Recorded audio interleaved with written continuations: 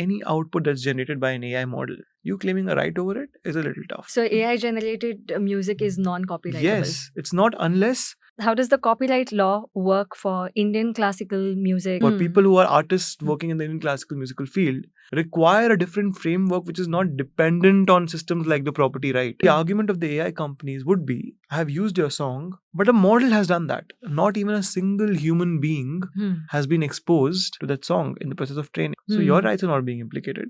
But even when it comes to training the data sets, what would have been a legally clear way of doing? the law's purpose was to make sure that a musician does not get de-incentivized from pursuing music because they need to take care of themselves and their family. What advice would you give musicians for protecting their intellectual property? It's a big opportunity for you. Don't give up on that economic front. People have fought a lot to get you both. Because consideration may be non-economic. Royalty has to be economic. A minimum sampling duration. No. There are definitely some rights that need to be protected. The likeness, how one looks, how one sounds. I think that is pretty non-debatable, right? There's the Ram Sampath case. Crazy for. A lot of regulation coming in, especially on the deep fake front. See, ultimately it all boils down to existential crisis. People are scared of being replaced. I am scared as a lawyer.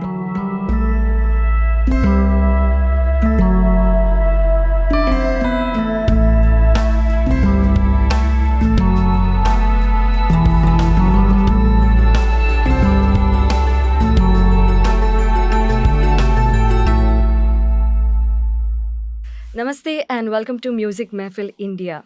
For those of you who are new here, Music Mehfil India is about the Indian music verse, covering the people, their stories, their skills, and their organizations in the Indian music scene and industry. Team Music Mehfil India is all musicians, including me, your host, Aruna Jade, where we are attempting to tell the stories of music from India. Today, we have an interesting guest with us. He is an advocate and a lawyer. Akshat Agrawal is currently working with Sai Krishna and Associates, has a specialized master's in law from UC Berkeley in intellectual property law and copyright reform. His copyright scholarship deals with classical music and generative AI issues. He is also a trained Indian classical musician and a pupil of Darbhanga Gharana of Dhrupad music. Akshat, thank you so much for joining us today. How are you? Thank you. I'm great. I'm so glad to be here. Where do you usually practice? So I work out of Delhi. I stay in Delhi, and as a caveat to this whole amazing podcast that I'm going to be a part of, I would just like to say that all views are my own. Nothing represents anything that my firm says, and yeah. So I'm going to try to be less opinionated over here, but let's see how it goes. Okay, so your company was a big part of the Copyright Amendment Act of 2012. Can you share any stories, behind the scenes stories regarding that? So I'm not particularly aware of of the role. Obviously, I'm aware of the role that my boss had during the amendments, but beyond that, I'm not particularly aware of any stories. What I've sort of gathered from my readings about the amendments have been that there was a radical push during the amendments to ban assignments of copyright completely. Professor Shamnath Bashir, who used to head Spicy IP, unfortunately no longer with us, and Prashant Reddy, I think at that time, had given a strongly radical proposal to ban all assignments of copyright away. So it was a very interesting argument that was to make sure that people, it was also following the Belgian tradition to ban the ability of musicians to do away with their rights, to sell away their rights to someone else. Yeah. To ensure that they are not, getting into the whole contractual sphere where, there'll be negotiation and they would not have the negotiating capacity in the first place. Of course, that proposal was not accepted. But yeah, I think that radical push at that end by a couple of very interesting IP scholars and people who I adore. Why do you think was that?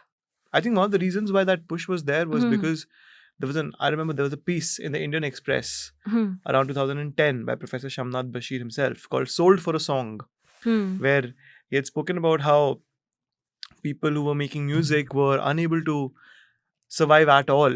And the whole law that was meant to enable humans who want to pursue creative endeavors, the law's basic purpose, if I would break it down for you, was to make sure that a musician does not get de-incentivized from pursuing music because they need to take care of of themselves and their family economically. Correct. The idea was to enable them to economically provide for themselves without relying upon anything else, But they realized that this was not happening. This was not happening because contractually those rights were being stripped away. And to sort of remedy that, various proposals were forwarded. The royalty one was accepted. But the one that was not accepted and was a much radical push, a push towards what we in legal terms call disintermediation, scrapping gatekeepers in the first place, Right. avoiding assignment of rights, keeping a mechanism where the copyrights are retained by the musicians, the composers, and the distributors are merely in a licensing deal where Correct. the first flow of the income goes to the musicians, the composers, and through them, as a fee, it goes to the distributor. So that's the difference, right?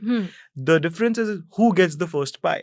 Yeah. And that was the kind of push that was sort of initiated by Professor Bashir and Professor Reddy. At that point of time, he was a professor, but not anymore. So that was obviously not accepted because the industry was against it, but a good compromise, a very, very good compromise towards a continuing royalty mechanism Right. was sort of arrived at. What would you say briefly would have been the pros and cons of that versus what are the pros and cons of what we have right now? So a big pro of that regime would have been power and control in the hands of musicians to be able to sort of get more direct control of their publishing royalty, of their income, not depend on the whims of a lot of their employers. The whole collective bargaining power dynamic issue would have been resolved to a large extent, I feel. A con would be it would be a bad incentive for the people who sort of invest in music. Yeah. It would be a different trend from the trend abroad. So it could sort of lead to various music labels not come into India, not sort of invest in India and Indian musicians, right? So that's the kind of a con that legislators could have imagined and sort of did not get it to be pitched at that parliamentary extent. But I think the present system is a good one. I feel it's a very, very good one because it allows for continuing royalties at every instant through collecting societies like IPRS and ISRA. Now it's all of including musicians. So that's a good push towards allowing some money to flow back. I just feel the enforcement can be better, obviously, and we can use a lot of new technology coming in to sort of encourage enforcement, as we were discussing a while back. Yeah. So that's a way I think we can sort of work around and make the system better. How does the copyright law work for Indian classical music and folk music? How do the royalties work for this? So Indian classical music is a completely different ball game. Indian classical music, for example, to take a basic sort of a thing, is based on a rag, right? Now, because Indian classical is based on a rag, there are various compositions that are dictated by the rules of that rag. Now, because those compositions are dictated by the rules of the rag, there are certain patterns that would appear in every bandish in a rag that would inevitably, to a layperson, sound similar. Because they are dictated, the progression of the sounds going up or down, the combination of notes, the elements sort of involved. If a rag has a pakad, that pakad will appear in the song, right? The aro avro will appear at the time when the progression is going up or down, depending upon at what instant they are being used. There are many permutations and combinations possible, of course, but there still will be, from a layperson's perspective, an inevitability of similarity. Yeah. Right, in the way it sounds, and it's supposed to sound the same because it's supposed to give the core of the rag. It's supposed to give the informed viewer understanding, okay, this is from this rag, right?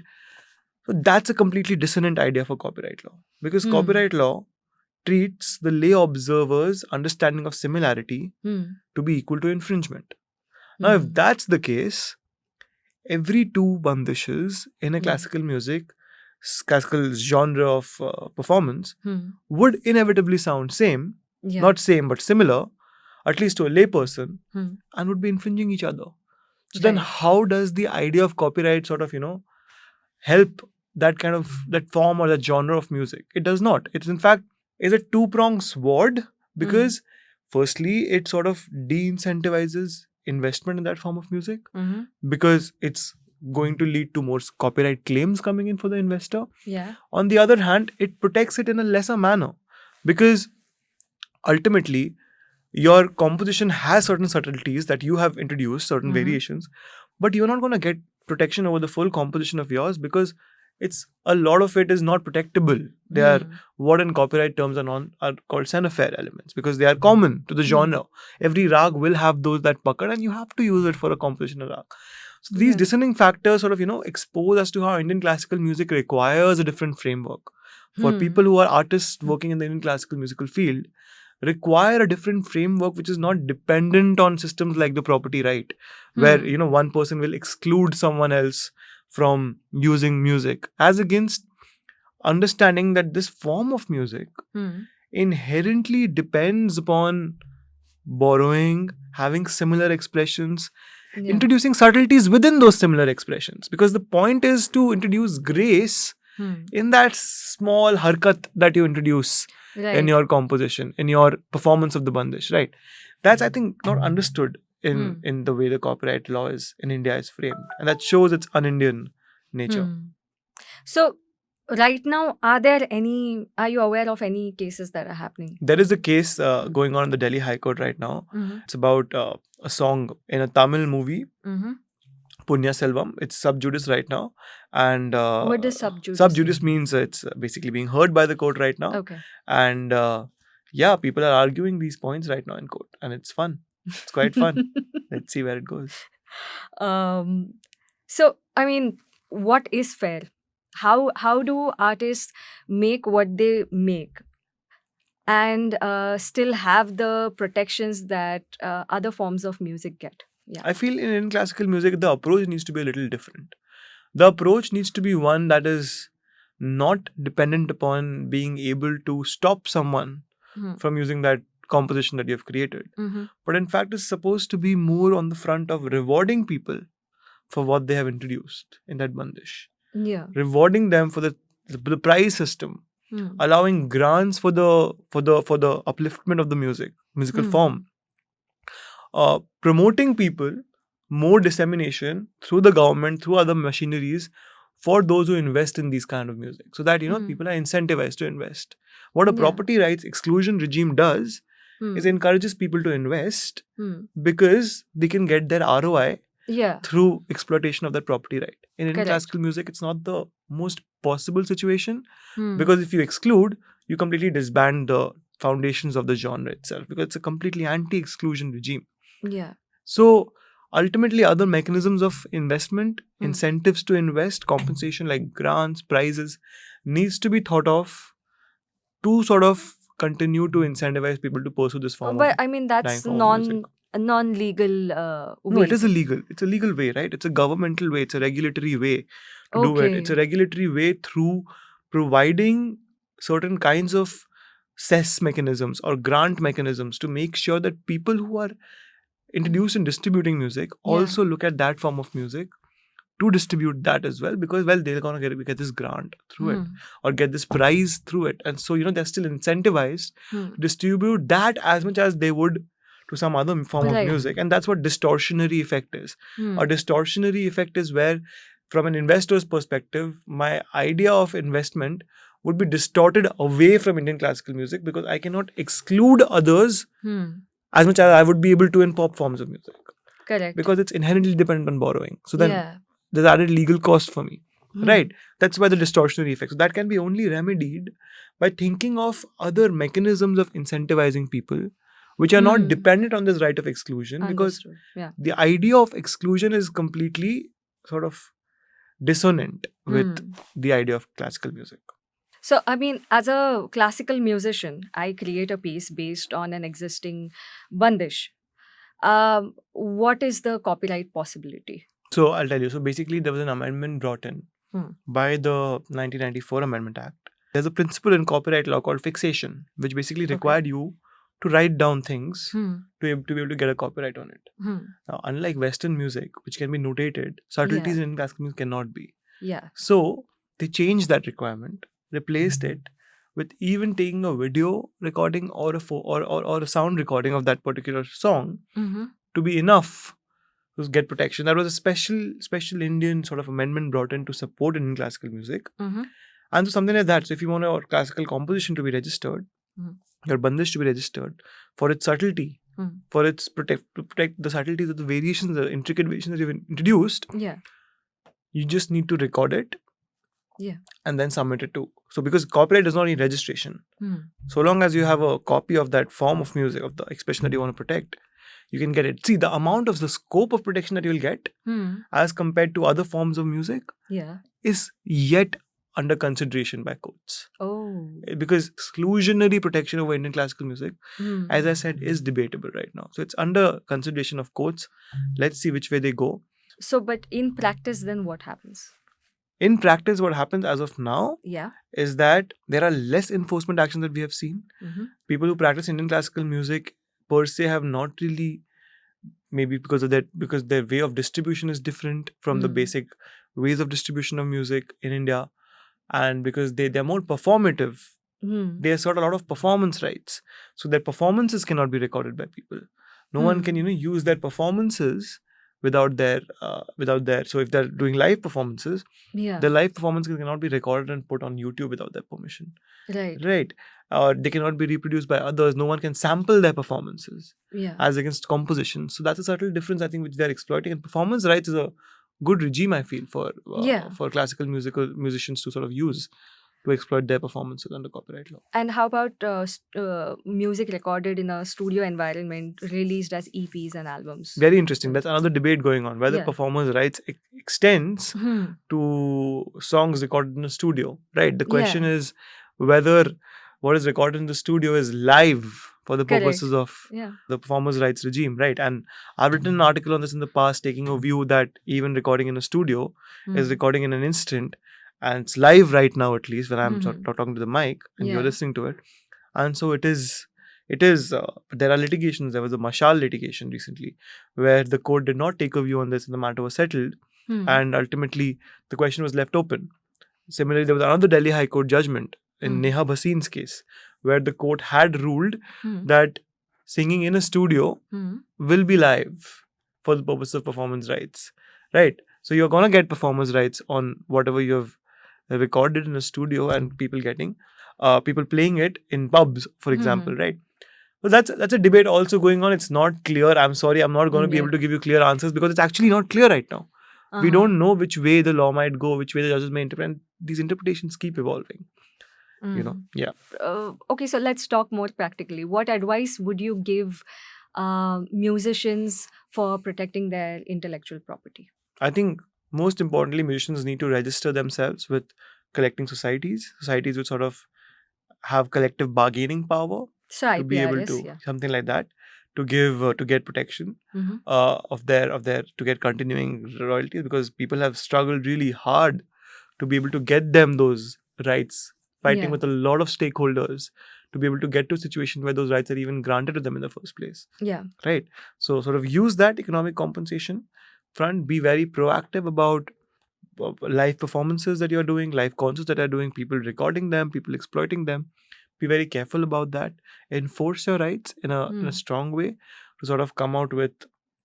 And when you're entering into deals, be very careful and don't demean your importance to that film or to that album, right? Just sort of negotiate in a better manner. Negotiate with power. Negotiate even if you don't want to think it's a big opportunity for you. Don't give up on that economic front just for that opportunity. I mean, you may choose to, but then sometimes just sort of having a stronghold helps. As a group, it helps in the profession.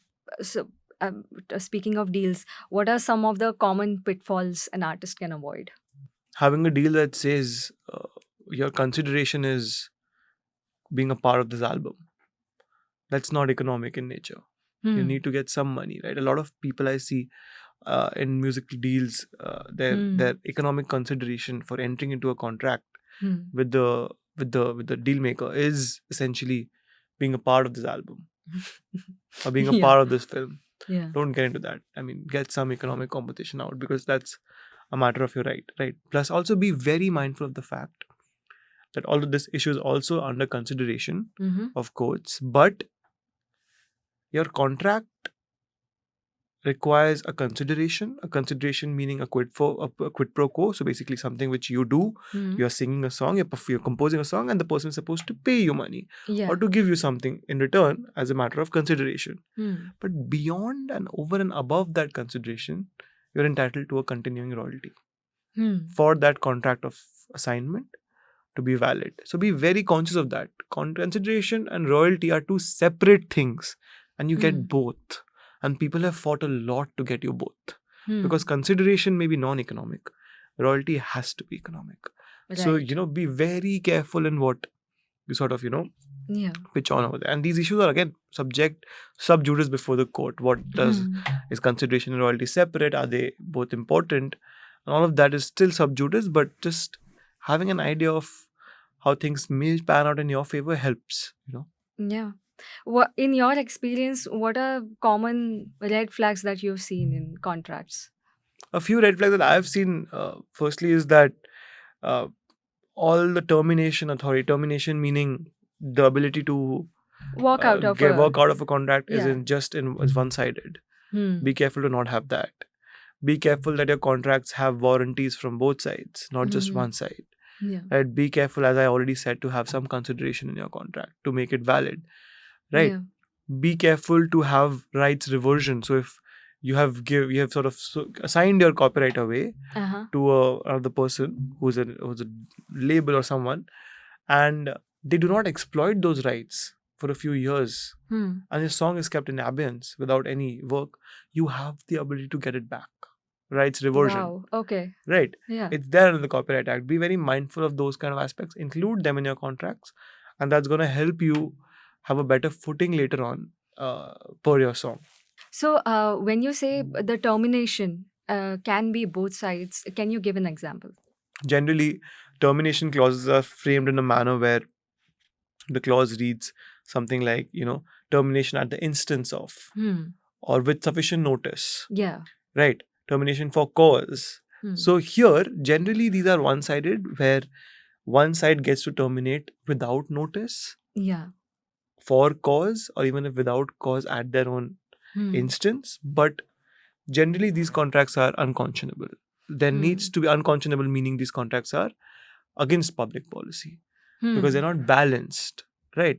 So it's important for you to realize as musicians that, especially the termination clauses, the ability to walk out of contracts needs to be equivalent for both parties. So both parties will be given sufficient notice before the contract is terminated. Both Right. parties will be given the ability to terminate for cause Yeah. if there's a breach of the agreement, right? The terms of the agreement. Yeah. So those provisions, you need to be mindful that they are both. They're all, equally placed and double-sided. That's very important, I feel. Yeah. I think one common thing that happens to a lot of composers is they start a piece of work. They've made significant progress in, nailing down the overall treatment, even the arc of the composition, be it background music or just a jingle. They've gotten the genre down, and maybe say last 30% of the work is yet to be done. You're 30% away from the finish line, and client gets shifty, and yeah, I'm not happy with this. Maybe they are tired, maybe they have lost confidence in the composer. They bring on board another composer, and that person obviously nails it like that because, well, 70% of the work was already done. So essentially, somewhere they have improved upon the first composer's work. However, the credit and all the economic consideration has all gone only to the second composer and not at all to the first person. And I had heard that there is something called as an NOC that has to be taken from the first composer. But of course, in practice, this is rare. So, is there a way around this? Can that be part of the initial contract? Of course, there's a way around it. The way around it is very simple. The way around it is basically that it's like a works contract, right? A works contract is in a way where the percentage of work that you have done, if you have it recorded or if you Yeah. have it put down and it can be cross-checked with the final output to Hmm. figure out how much similarity is there. Hmm. And on that occasion, unless you're given that composition of credit that you deserved as per contract, Hmm. right, you can either sue for copyright infringement, dehorse the contract, or you can bring in the contractual claim Hmm. for breach through whatever mechanism is contemplated in the contract. It may be arbitration, it may be whatever you contemplate in your contract. Generally, contracts do have arbitration clauses where Yeah. you can sort of impose arbitration, you can initiate arbitration in case you have not been given the due Hmm. for that portion of work that you have completed at least. Yeah. Right. So for that, you must go forward, get a comparison done with the final output of your input, Hmm. and see how they've improved upon it. To the extent that they've improved upon it may be theirs, Hmm. but that base which they've used can be claimed over through, and just someone just needs to do it. Yeah. People just don't do it because of the fact of power dynamics at play, because of future Yeah. projects coming in, because of hope of a next project. So it's a lot about And also, I mean, that dynamics as against. the project cost, Course. sometimes it's really less, and the I mean, what goes into actually pursuing a legal recourse There's a can lot more. Yeah. Yeah. So practically, what can we do to just avoid this? Because I mean, that's how most artists function. The motto is prevention is better than cure, right? Right. So As a matter of contract itself, Hmm. you could contemplate a clause that would say something like, in case the work is the contract is terminated in the middle of the performance of the contract, Mhm. the part performance will be compensated to the extent that the work is performed, or you can have a phased in compensation mechanism in the contract where, for example, if the consideration amounts to $100, Mhm. you can phase that consideration in over the process of making the song, Yeah. so that after, and I'm giving you very hypothetical Yeah. situations, like if you're given a 4-month contract to make a Mhm. song for an album, Mhm. for a film, and there's a particular X amount of $100 compensation that you're gonna get after 4 months, right? Yeah. Phase that compensation in installments Hmm. through time, so that at least you're paid in some installments by the time, in case there's a termination towards the end. Yeah. That's a good precautionary measure that I have also come across in various contracts lately, Yeah. right? So yeah. Can you share any notable cases around IP or copyright infringement that have happened in the Indian music industry? In the music industry, okay. Yeah. So in the music industry, there's the Ram Sampath case, very, very Yeah. well known Mhm. for Crazy Four. Crazy Four. Yeah. The Thump, there's a Yeah. jingle, right? Yeah. Hrithik Roshan acted in the jingle, and there's an allegation against Rajesh Roshan Hmm. for using a part of that jingle in the something similar. The allegation was that even if the whole of the jingle is not copied, Mhm. the most essential part of it is copied. And so the interesting thing that the court did in the context of music cases was that it extended the understanding of what is similarity Mhm. to beyond quantity. Yeah. It introduced this aspect of quality of what is being copied, Mhm. or the essence of what is being copied, to be understood when you're doing a infringement analysis as a layperson, right? Right. So it may be that very few seconds of a work has been copied, but if that is the hook, Yeah. game over. It's infringing. That's what the court sort of Hmm. propounded, and that's why the case became very interesting. There's another Indian classical music case that had happened in Kerala, in fact, Mhm. the Vara Rupam case, Hmm. and where Taikudam Bridge, this indie group, had Yeah. sued someone for the infringement of their song, and the case got settled, I guess, because nothing happened beyond a point in that case. It was before the Kerala District Court and then the Kerala High Court for a bit. But that was another case where the whole confluence of rag music with does that happen? Other music infringement cases are generally around radio royalties and performer rights disseminations, and those are routine, so they keep happening. PPL, Novex, Hmm. their status as a collecting society, whether they are registered or not, whether they need to be registered or not, Hmm. whether more than one society can exist for one kind of work. All of these Right. issues keep coming up. They're going to get settled in a few years, I hope. But I think the Ram Sampath case was the only one where that's one of the meat cases that sort of put out a threshold Mhm. to understand as to what is what are the courts supposed to look at when they're dealing with music cases? There have been interesting cases in the US. So there's a very recent case called Gray versus Hudson, which was a case concerning Katy Perry's song.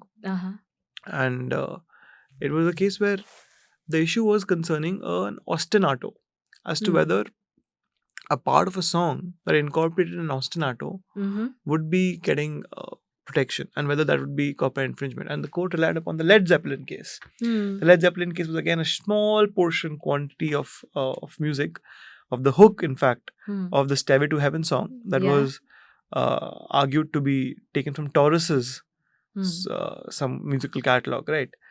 And all of these courts in the US consistently have held that the small parts which you call hooks are in fact parts that are not copyrightable because they are really small, number one. And number two, even if they're hooks, they are used to build something transformative.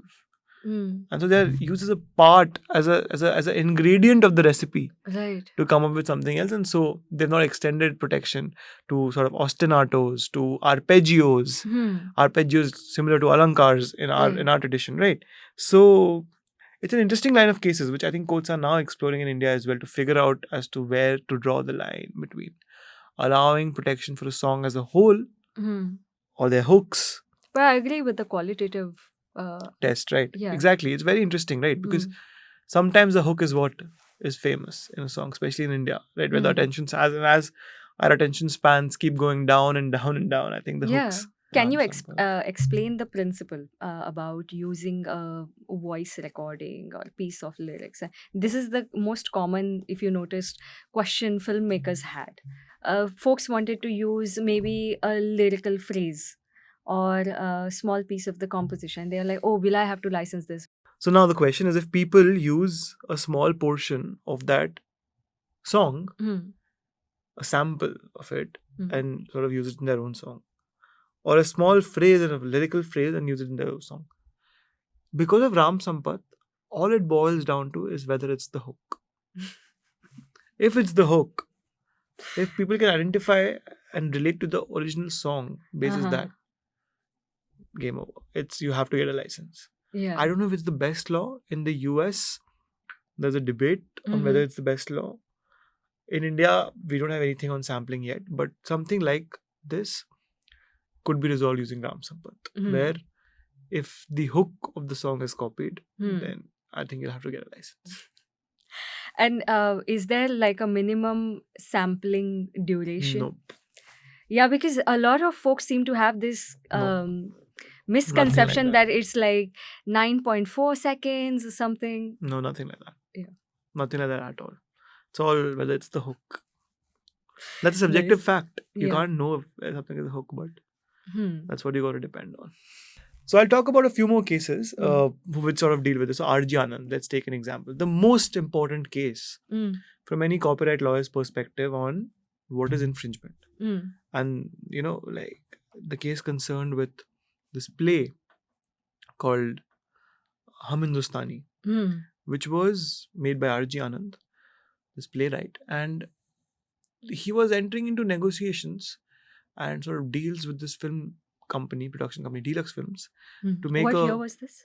This case reached the Supreme Court in 1978, so it must be happening in 1960s, where he was entering into dealing with a film producer who wanted to make a film out of the play script. The film was ultimately made, called New Delhi, after the negotiations broke out. And R.J. Anand saw that film and he realized, well, this is like my movie and this guy, my play, and this guy had seen my play. So did he make a movie out of my play without asking me? That's infringement. He filed a case. The district court rejected it. The High Court also rejected it. Ultimately, it came to the Supreme Court. And this case set the basic principles of copyright law in India, which have sort of led to the way that filmmaking has happened in India. It's the most important case because it laid on the basic idea that themes, plots, basic stock characters, basic storylines, which are time immemorial, things which are, so much in the public domain because they've just been done so many times, things which form the core of entertainment, they are all in the public domain. They're Hmm. ideas for the purpose of copyright law. They're not protected. And what amounts to infringement is something akin or close to a literal imitation or a colorable imitation. So the court actually relied upon a book case, a guidebook book case from pre-independence, 1955, post-independence, but pre-independence copyright law era. S.K. Dutt was the name of that case. It did this understanding that what actually is copyright's concern and the scope of rights of a copyright holder and what amounts to infringement is something which is close enough to being a literal imitation of that. And close enough to being a literal imitation meaning the intent is to copy. The court emphasized upon how important is the intent factor in copyright cases. And if it's colorable imitation, it's gone. So that's the idea which came about with this kind of. There's another very interesting case that happened in Calcutta. A Woman of Substance was a novel by this person called Barbara Taylor Bradford. Correct. Right. The novel, the content of the novel, the storylines, the plot lines of the novel was apparently similar to this TV serial called Karishma, where Karishma Kapoor was acting. And this novelist, Barbara Taylor Bradford, brought in a copyright infringement case and before the Calcutta High Court and the district courts, and then ultimately the division bench of the Calcutta High Court, where the Calcutta High Court reaffirmed this idea and said that you claim this to be an adaptation of the book. Well, what actually is an adaptation is something which is the exact conversion of a book to a film. And apart from that, what else is protected as an adaptation is adapting a book into a film, but making some trivial colorable variations to cover up so that people think that's not an adaptation. But if the subsequent film, although incorporating things from the book, is a completely different output from a lay observer's perspective, is transformed in the court's language. Gives a completely different meaning or message. It's not infringing. That's what Barbara Taylor Bradford. So Barbara Taylor Bradford also lost her case. If Vishal Bharadwaj always makes these Shakespearean plots, Yes. right? So that is not infringement. But that also because Shakespeare's works are already in the public domain, because life plus 60 years is the term, and so it's been way long than that. But yeah, his interpretations are completely in a different context, transformed to an extent where people may think of it to have certain ideas from Shakespearean styles of writing, but it's not really his story. It's Vishal Bharadwaj's own story. It's a very interesting idea. People don't understand it generally. Remakes. Remakes are only those things that are protected that is actually in the same medium or a different medium, substantially similar to the previous work, with only trivial variations. If there are transformative variations, it's not a remake that is protectable for the original creator. There's one interesting thing that happened was there was a conflict between the Delhi High Court and the Bombay High Court in context of two cases. One was the loot case, and the other was the Singardan case. The Singardan case was the Bombay High Court, where the Bombay High Court actually extended protection to themes and plots. Singardan case concerned with, if I remember the facts properly, it concerned with the use of a particular old antique box that was, and the story around it having a life, and it was basically there in a prostitute's house, and how her life changed because of that particular box, and that box was the determinator of her fate, right? Something on those lines was the storyline, and a similar storyline using a similar character map and using a similar box in the same sort of context was done by some other filmmaker. And the Bombay High Court said that, well, these are sequences following. The theme is common. The message trying to be conveyed is common. Although the elements may be different. The portrayal may be different. The idea being represented the same. So it's infringing. The Delhi High Court, to the contrary, in another case concerning loot case, which was again about a box or a suitcase, in fact, which was being used to, if I'm remembering correctly, used to sort of store certain essentials, and was stolen, and that was what the storyline was building upon. had held the exact same view within the span of 2 weeks of that earlier case coming about, saying Mhm. that no, R.G. Anand clearly states for me to follow Mhm.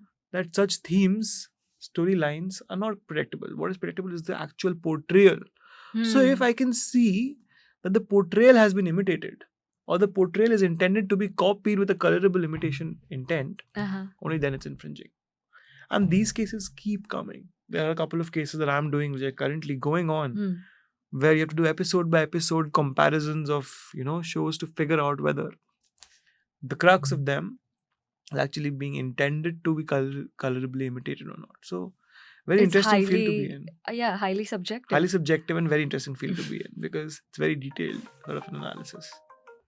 So, considering the time and effort that goes into bringing a legislation about, when is it deemed worthy to start pushing for a legislation in aspects of music rights, or for instance, now AI is coming up? Yeah, I mean, it's a long drawn process. Mm-hmm. There are a lot of consultations required, a lot of pushes required, a policy movement of sorts is required. The 2012 amendments took so much time. 1977 was when the IPRS case had first come up. Hmm. Justice Krishna Iyer's judgment, which we all sort of hail, Yeah. it only translated into law Hmm. some 35 years later.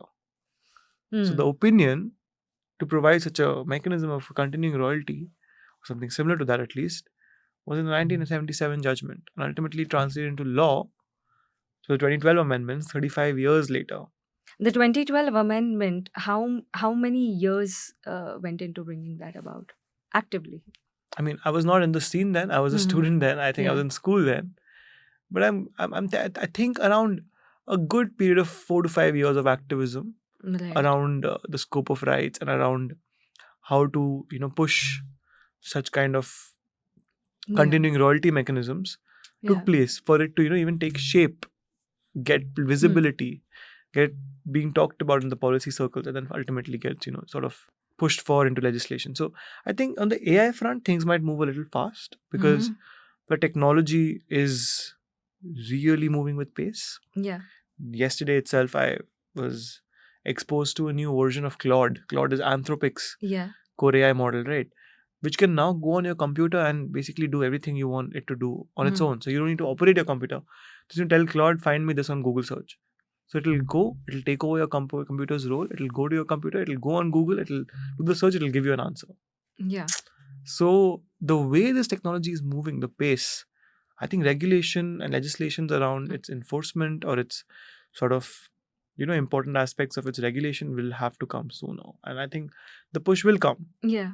Will So, come. what have EU and UK, US, other countries have done in this So direction? So the European Union has an AI Act. Yeah. It's enforced now. Finally, the rules are yet pending, but it's enforced now. And a few important things that the law has done over there is it has deemed certain responsibilities and obligations upon AI companies. Most important of it being labeling requirements, disclosure requirements. And those labeling requirements sort of give transparency to the user to figure out whether something is AI generated or not. Right. So those kind of obligations are there, especially for significant AI companies that are indulging in doing AI related business in the Yeah. in the European Union territory. In the US, the Federal Trade Commission of the US, the Competition Commission, has sort of put out certain regulations.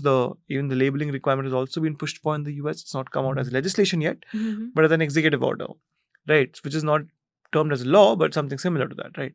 The US is the hallmark of a multiple number of cases Mhm. where judges are now sort of exploring the idea of understanding whether how to regulate AI using judicial precedents, how to use existing judicial developments to sort of figure out where to hold AI responsible, where to not hold AI responsible. And there are, at least on the copyright front, 34 cases active today as we speak Yeah. on generative AI and copyright issues. So it's very interesting. It's very interesting where it's going to go, and we all don't know where it's going to go, but yeah. Yeah. Can you summarize the cases of the labels versus the generative AI companies like So Suno and Audio? very briefly, Hmm. the main allegation in the case in the US Hmm. is that the model takes the song, makes a copy of it, Hmm. extracts information out of that copy, stores it, trains itself, and then comes out with an output, Hmm. which most of the times, at least in the music cases, Yeah. is substantially similar, as we understand in law, to any inputted song in the training data set. And all of this is done without any kind of permission. Hmm. That's the core allegation in the music cases. Obviously, how much Hmm. of it will be proven is something which is in question or in doubt right now.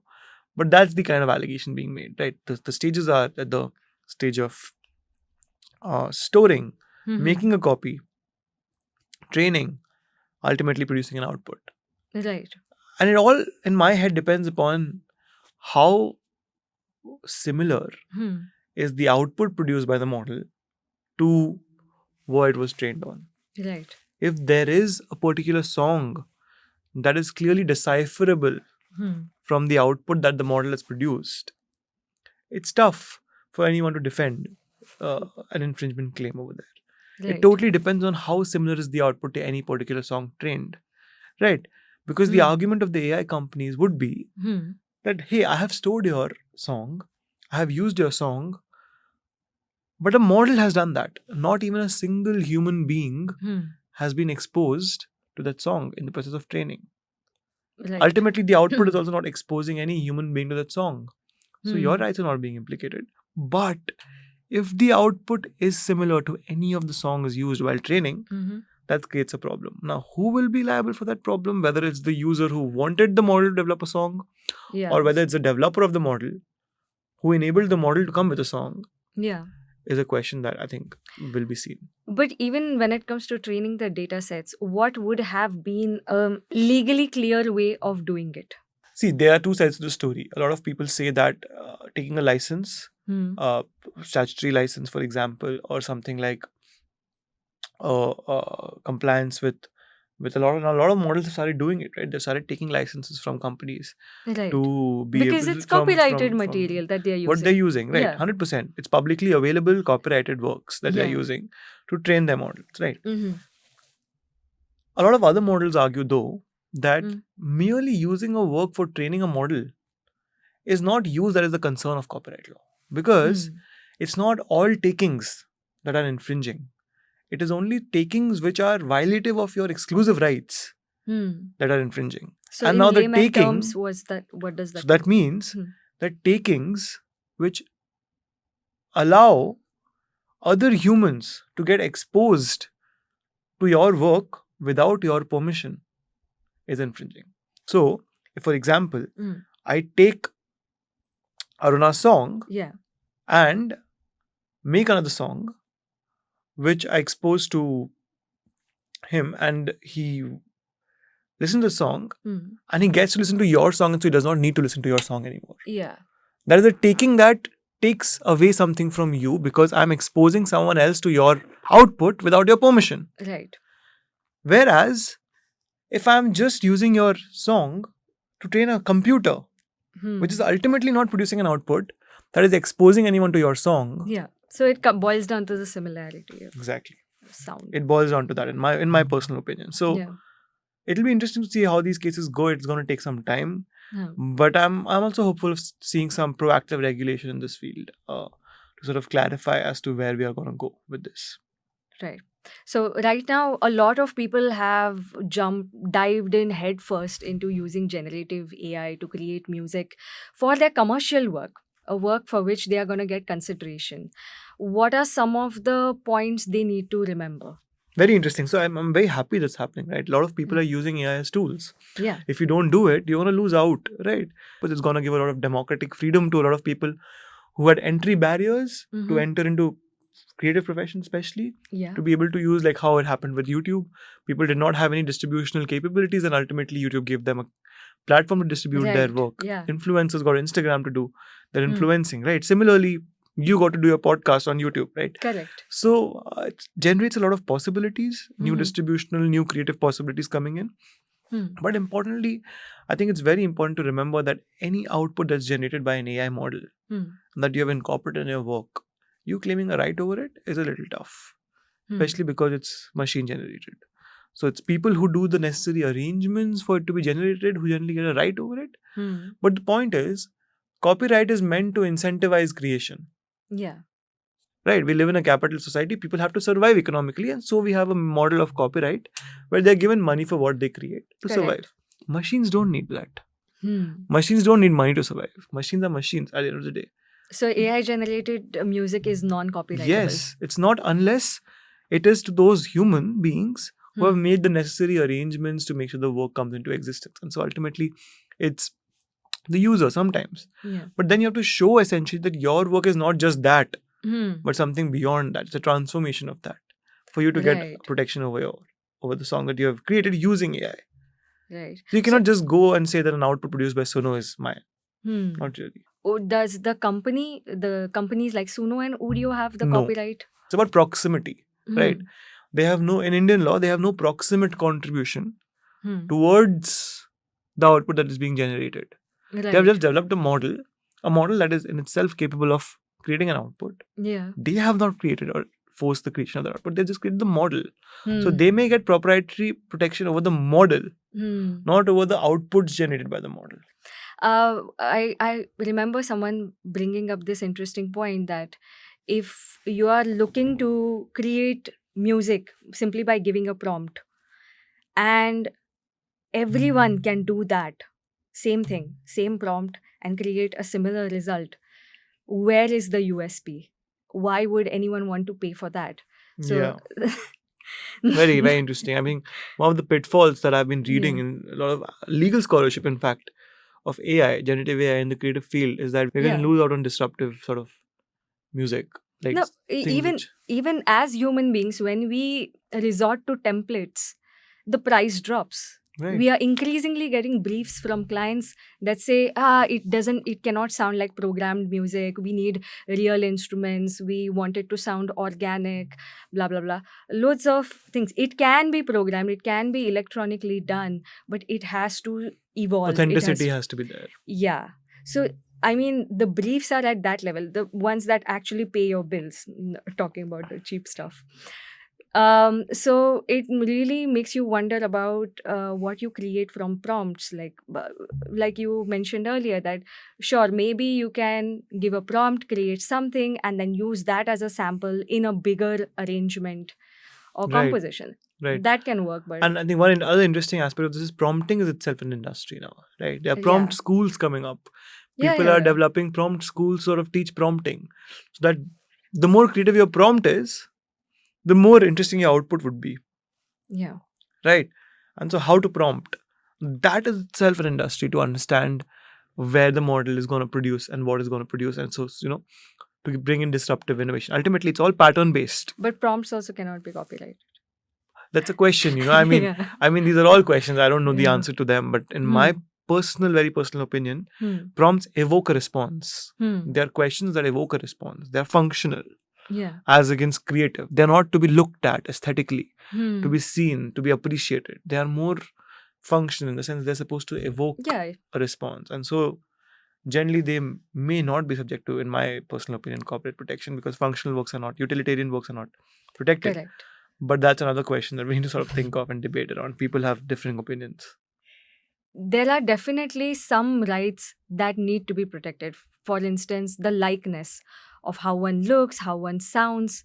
I think that is pretty non-debatable, right? That no, very interesting. So a lot of cases have come in on this aspect as well. Protection of likeness, protection of voice imitation. Mm-hmm. And there are arguments on both sides over here as well. People say that the use of their voices is something that should not be done without their consent. Yeah. As a matter of privacy. Yeah. And that's fair. That's completely, I agree with that. Because it's their personal information, personal data. But celebrities saying that after being exposed to the domain of the public, wanting to be there, being influential, claiming that you cannot use my voice without my permission, or you cannot use my likeness without my permission, even in non-defamatory, non-derogatory situations, circumstances, is a little overboard in my opinion, because that's exactly what a lot of people make their livelihood doing. Mimicry artists, they do that. Models are doing that itself, right? Models are chatbots using people's likeness and sort of coming out with with outputs, which sort of, let people, and so long as you clearly label that this is an AI generated output, no one is going to get confused that, oh, this was X celebrity's voice. I mean, it may be, but it's ultimately AI generated and it's clearly labeled out there. Of course, there's a matter of scale because a computer generated model works exponentially faster and Yeah. creates a higher level of output compared to a mimicry artist. I think there's also that qualitative aspect, right? That right now you have um, Amitabh Bachchan's voice saying that prompt on Paytm, which we hear everywhere, 90 rupees prapt hue. And it's a feel good factor. It's probably encouraging people on a subliminal level to do something. And I think perhaps people who are demanding those rights that do not use my voice without my permission, they are aware of it, about the subliminal effect Yeah. that they're. No, Yeah. I'm with you. I'm with you. Yeah. On the use of voices without permission, as a Hmm. matter of privacy, as a matter of people, being able to respect their consent, completely with you. And I mean, imagine that But happening as a in matter of propaganda. no, Yeah. 100%. That's propaganda becomes derogatory, right? Yeah. But I'm talking about people using. So, if a celebrity Uh-huh. has their voice out in the public domain and they insists on their consent being obtained for the use of their voice in a particular medium, I agree that their consent ought to be taken. It's a privacy concern. Yeah. Similarly, if the use of their voice is in a context which is derogatory, defamatory, disparaging, I agree.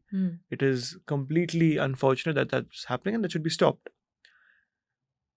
But the only reason of asserting a claim is to get some money out of it, as against consent issues, as a property right over your voice, as if your voice is an output of your labor, and so your fame is an output of your labor. It's like you have created fame because of the amount of work you have done, as against your luck.